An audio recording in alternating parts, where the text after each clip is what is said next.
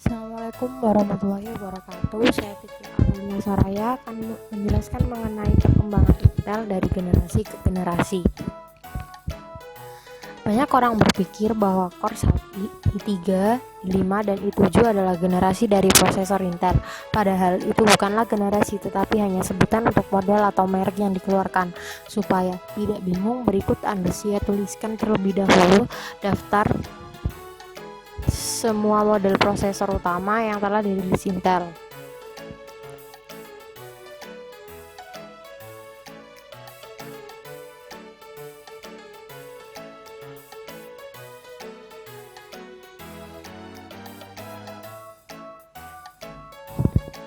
Generasi pertama disebut dengan Nehalem dan Bessemer.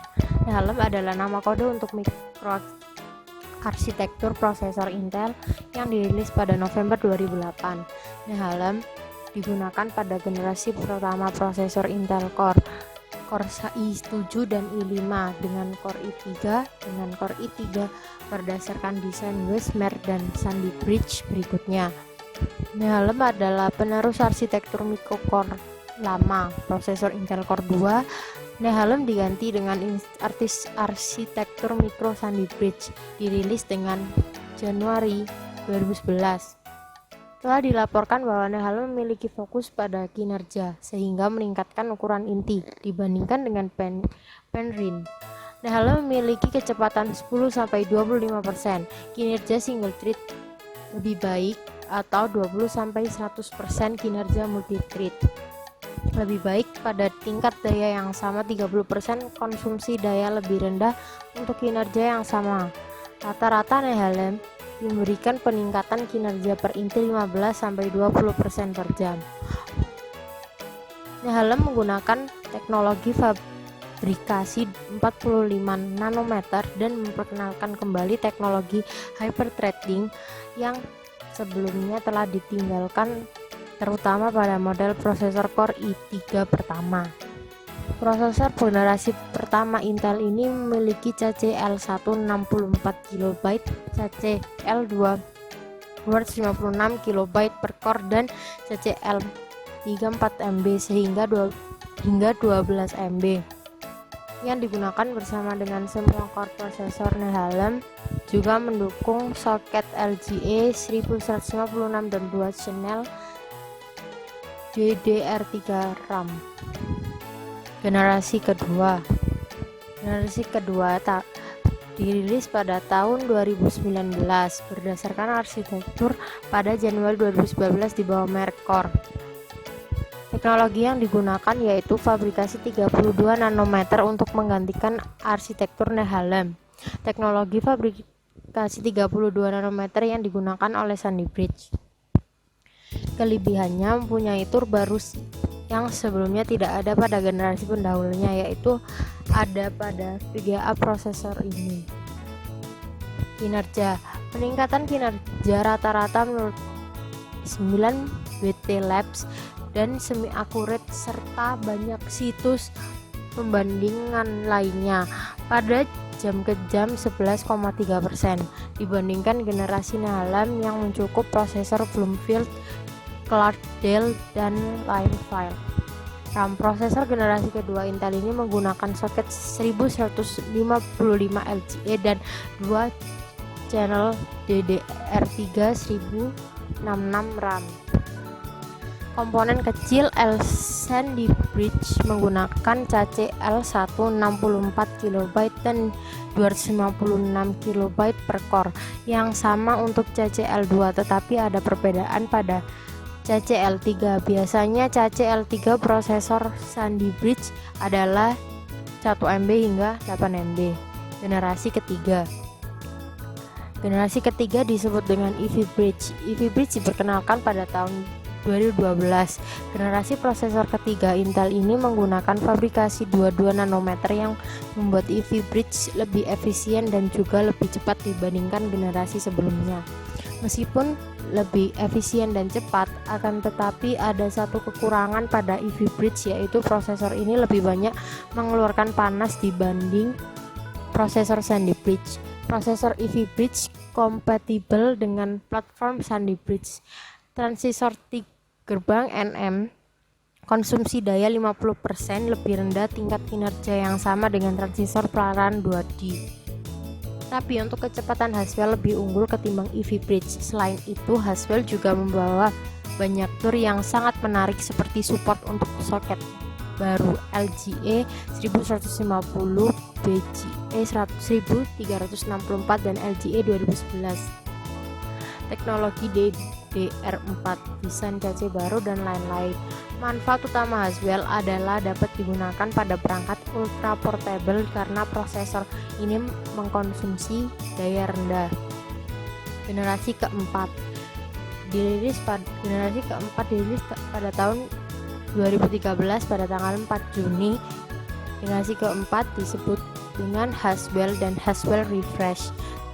Teknologi yang digunakan yaitu 14 nanometer yang berukuran 37% lebih kecil dari pendahulunya. Kelebihannya, masa daya pakai baterai perangkat dapat ditingkatkan selama 1,5 jam. Soket LGA 1150 dan LGA 2011 V3 channel DDR3L 1600 RAM. Kecepatannya rata-rata sekitar 3%, sekitar 15 derajat Celcius lebih panas daripada Ivy Bridge, sementara frekuensi clock lebih dari 4,6 GHz dapat dicapai. Kelebihannya, masa daya pakai baterai perangkat dapat ditangkatkan selama 1,5 jam.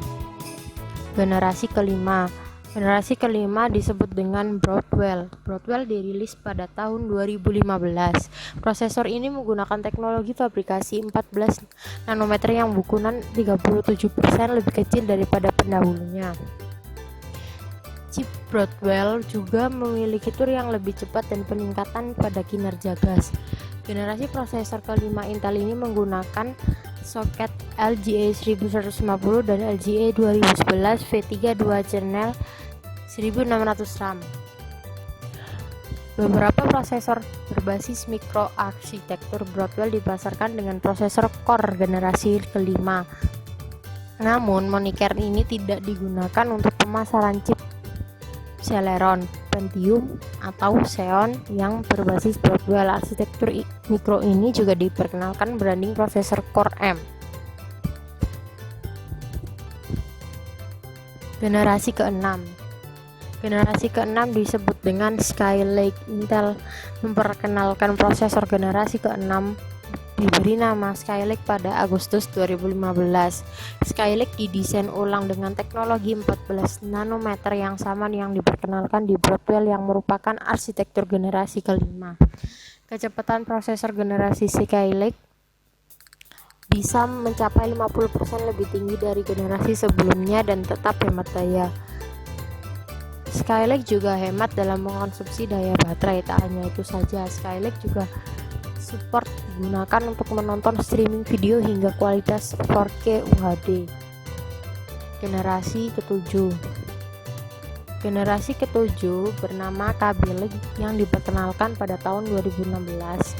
Kaby Lake pada dasarnya adalah penyegaran arsitektur Skylake dengan sedikit efisiensi dan peningkatan daya. Kaby Lake juga menggunakan teknologi fabrikasi 14 nanometer, namun ada peningkatan performa 12% jika dibandingkan dengan Skylake. Kaby Lake memperkenalkan arsitektur GRAS baru untuk meningkatkan kinerja GRAS 3D dan pemutaran video 4K. Kaby Lake menggunakan soket LGA 1115, 51 dan support dual channel untuk slot RAM DDR3L 1600 dan DDR4 2400. Kaby Lake adalah platform Intel pertama yang kekurangan didukung driver resmi untuk versi Windows yang lebih tua dari Windows 10. Generasi ke-8 disebut dengan Kaby Lake Refresh yang dirilis pada tahun 2017. Kaby Lake juga menggunakan teknologi fabrikasi 14 nanometer, namun ada peningkatan performa 12% jika dibandingkan dengan Skylake. Di Detailnya sama dengan yang disebutkan dalam prosesor Intel generasi ke-7, tetapi beberapa chipset generasi ke-8 memiliki dukungan untuk RAM DDR4 2666 tetapi kurang dukungan RAM DDR3. Kaby Lake adalah arsitektur core pertama yang mendukung high threading untuk SKU CPU desktop bermerek Pentium. Generasi ke-9 disebut dengan Kaby Lake yang diperkenalkan oleh Intel pada akhir 2017. Prosesor Kaby Lake mampu menembus batas hingga 4 core per CPU. Intel menempelkan penyebar panas terintegrasi ke CPU guna meredam panas. Kaby Lake menggunakan soket LGA 1151 dengan unit yang diubah untuk mendukung lebih dari 4 core bersama dengan CCL3 hingga 16 MB. Kaby Lake secara alami mendukung memori DDR4 2666 MHz dalam mode kenal ganda bila digunakan dengan CPU Xeon Core i5, i7, dan i9. Generasi ke-10 disebut dengan Cannon Lake atau Ice Lake. Dirilis pada akhir 2017 tetapi baru diproduksi pada 2018. Cannon Lake arsitektur generasi ke-10 Intel hadir dengan teknologi 10nm yang semuanya baru. Intel menempelkan penyebaran panas terintegrasi ke CPU guna meredam panas. Ice Lake adalah arsitektur CPU pertama yang dilengkapi dengan dukungan terintegrasi untuk Wi-Fi. Inti Ice Lake dibangun menampilkan peningkatan 50% dalam ukuran cache data L1, cache L2 lebih besar tergantung ukuran produk. Intel menyatakan bahwa peningkatan kinerja yang dicapai dengan menjadikan inti lebih dalam, lebih luas, dan lebih pintar. Yang terakhir, generasi ke-11. Generasi ke-11 itu namanya Tiger Lake, belum dirilis. Tiger Lake akan menjadi generasi ketiga dari teknologi transistor 10 nanometer dan juga generasi ke-11 prosesor Intel. Belum jelas kapan akan dirilis, tetapi menurut kabar yang beredar dirilis pada tahun 2021 mendatang. Menurut Wikipedia, Tiger Lake akan memiliki kinerja lebih baik 30% dibanding pendahulunya. CCL4 juga akan diperkenalkan pada generasi ini untuk meningkatkan kinerja yang lebih baik. Generasi selanjutnya, Sapphire Rapids, adalah mikroarsitektur yang kini sedang dirancangkan oleh Intel. Sekian dari saya. Jika ada salah kata mohon maaf. Wassalamualaikum warahmatullahi wabarakatuh.